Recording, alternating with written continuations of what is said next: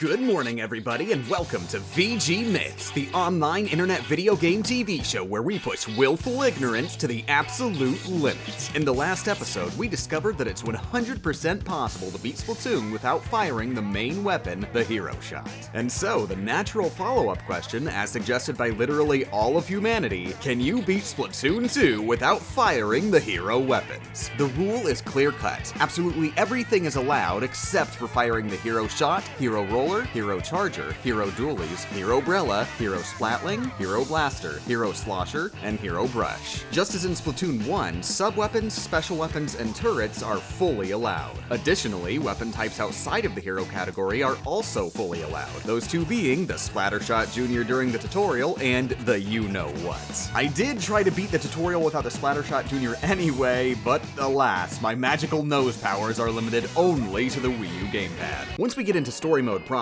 we've once again got the first 3 levels to choose from. We're not able to buy upgrades until reaching World 2, but that's thankfully no issue. All 3 levels are doable with just the starting ink bombs. But when I say doable, I don't mean cakewalk. We're already going to need some fancier climbing skills than the first game ever wanted. There are no burst bombs, so every wall can be a potential roadblock. Our first boss is Octo Oven. Unlike the first game, bosses don't regenerate health, endure his attacks in the long term, and you can keep buttering him up with grenades until his yeast is cooked. That's how bread works, right? Now that we've reached World 2, we make a business deal with Sheldon. In exchange for using hero weapons in the field to get valuable combat data, what a sucker, he'll sell us curling bombs and auto bombs. The curling bombs help tremendously in wall climbing. If there are any creases in the wall, they can ink up the crease to let us keep climbing, serving as essentially a much lower range, lower output burst bomb. Auto bombs are super useful too, since they don't get carried by momentum. They'll explode exactly where they land if they don't see any enemies. World 2 features the tricky Level 6, which you might remember as the Charger's introduction, and therefore the level was designed assuming you had long-range capability. This fan is floating up in the air, out of reach of any explosions and seemingly impossible to hit. We do have access to a stingray, which can be used to skip this whole section, but we need that stingray to skip the final section, which also happens to be darn near impossible. But there's a critical piece of information I noticed on a replay.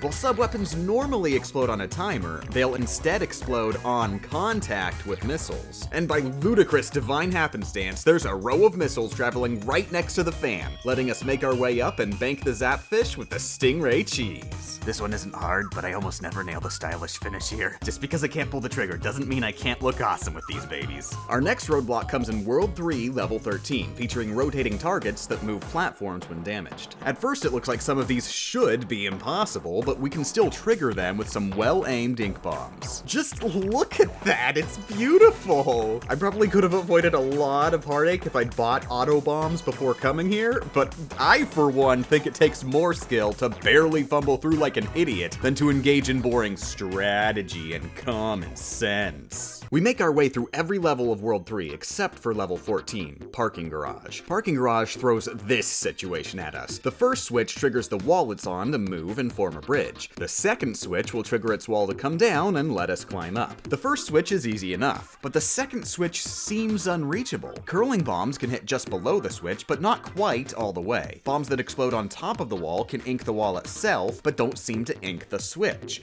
We can, however, climb on top of the first bridge, potentially letting us skip the second switch by jumping across. But try as I might, I wasn't able to make the jump. It seems just barely too far. Sorry everybody, but after tons of brain busting, even the help of the internet wasn't enough for this switch. The Splatoon 2 no gun run is mission failed. But we're not done yet. If we can't beat Splatoon 2 without hero weapons, our next question is obvious. What's the minimum? How many times do we have to use a hero weapon to beat the game? To account for how different each individual hero weapon functions, a use is defined as firing on a single target until its state changes, whether that be a switch being pressed or an enemy being splatted. Get out your lab coats, everybody, because from now on, this is officially a squid research expedition. After firing our our first shot, we get into another sticky situation instantly. We need to trigger a switch on the ceiling, which is too high up to cover with bombs. But don't give up just yet. Relentlessly climb up the wall, reverse direction, and throw curling bombs at the switch. It is a pixel microscopic shot, but after about half an hour, I managed to hit it and finish the stage, letting us fight the boss, Octostomp. You might think the clasp would pose a challenge, but we can deal steady damage to it over time by sliding bombs under him whenever he face plants.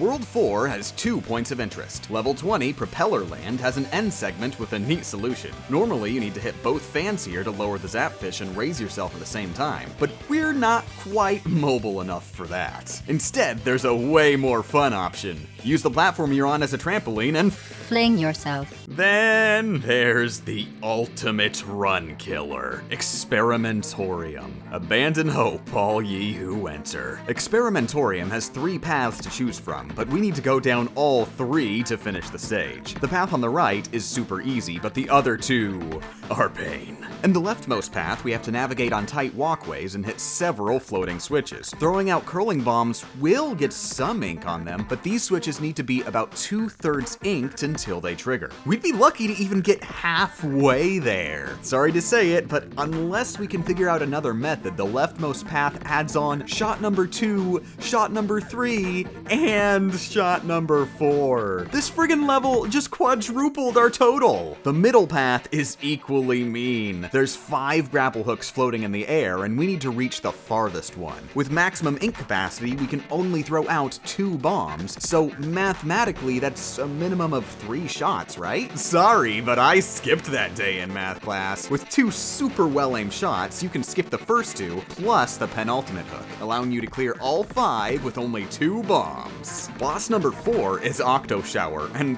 while I was initially dreading the fight, he's actually super easy. Bombs don't slide off his cap as fast as you might think, and the Octarians carrying him don't regenerate health, same as all the other bosses, letting you spam bombs for an easy victory. Welcome to the finale, World 5. The hub world itself is super tricky by this point in the game. How are we supposed to hit that? Like, come on, there's no way. You could not possibly tell me that we're gonna hit that switch. Well, you're right.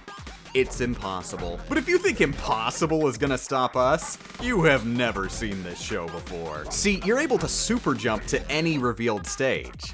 Any revealed stage, even if you yourself haven't actually been there. Just chuck a couple of bombs and there's nothing stopping you from chucking yourself up there with them, skipping the switch entirely. Our only in-level roadblock is level 25, Mind the Gap, featuring a section where we need to cover 2 high-up switches. They're way too high up for curling bombs, and I couldn't manage any explosions to splatter on either. I think our only hope would be to climb up around the door from the side, which, not sure that's gonna happen. So reluctantly, we have to fire shot number 5 and shot number 6. It is worth noting, of course, that we can hit both switches with 1 rev of the heavy splatling. But I'm personally going by number of targets we're required to shoot, so I'm still counting it as 2 shots, leaving us at 6 total. Regardless of all those pesky semantics, the final battle is now open, and we get to fight DJ Octavio, featuring Callie. It's the match of the century. Place your bets now, everybody. How many shots does it take to beat the final boss of Splatoon 2?